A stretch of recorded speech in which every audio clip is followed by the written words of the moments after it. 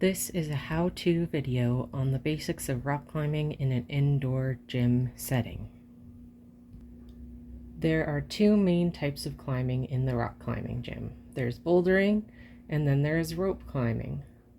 Bouldering is a type of climbing on shorter walls up to 15 feet in height with no ropes involved. In the gym, there's always a crash mat underneath to catch you when you fall. For rope climbing, there are two different subtypes that are usually seen in the gym.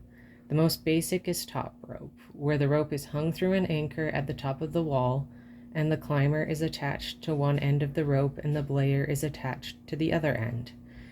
The other type of rope climbing in the gym is known as the lead climbing. In lead climbing, the rope does not begin attached to the wall. It is only attached to the climber and the belayer. The climber will bring the rope with them up the wall and attach it to clips along the way. Lead climbing is more dangerous than top roping and requires extra skills. For rope climbing in the gym, you will need to pass a belay test in order to independently climb with a partner doing top rope. A separate lead climbing test is usually needed at every gym to certify your ability to lead climb independently with a partner. Most gyms have specific classes offered for learning belay for top rope and or belay for lead climbing to prepare you for these tests. Now that you know the basic types of climbing at the rock climbing gym, we will cover the supplies needed. For bouldering, at most you only need shoes and chalk, whereas for rope climbing you will need shoes, chalk, a harness, and a belay device. For climbing shoes, most gyms offer rental shoes, but at most these are graded for beginner climbers. There are different levels for rock climbing shoes. Beginners will start out with a less aggressive shoe, which is more flat.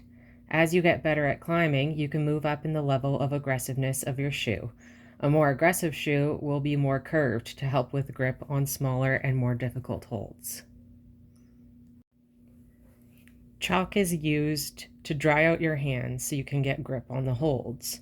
For chalk, there are many types of bags that you can choose and different types of chalk itself, but it is all up to preference.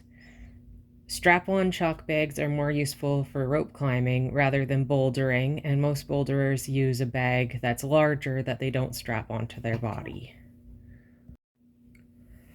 For harnesses, the employees at the gym or the sport equipment shop can help you choose the style that you would prefer. Harnesses are not needed for bouldering. For belay devices, there are two main types. There's the auto-locking and the manual. For beginners, it is recommended to start out with an auto-locking device due to the added safety. Some advanced climbers do prefer these as well. You will not need a belay device for bouldering. Now for starting climbing. The routes at indoor gyms are usually differentiated by color and have a grade listed at the starting hold. The lower the grade, the easier the climb. Bouldering climbs are usually graded with the letter V in front, and then the number afterwards, although different gyms may have different grading systems. Rope climbs are usually graded with the number 5 and then a decimal point in front of the number. For example, it could be a 5.9.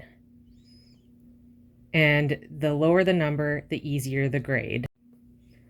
Now that's enough for one video. Why don't you try going out to the rock climbing gym yourself? Rent some shoes for the first couple times till you know you really like it. There are lots of meetup groups online that you can join to learn from more experienced climbers in person. Climbing is a great way to meet new people and most importantly, a good way to have a lot of fun while you get a workout in.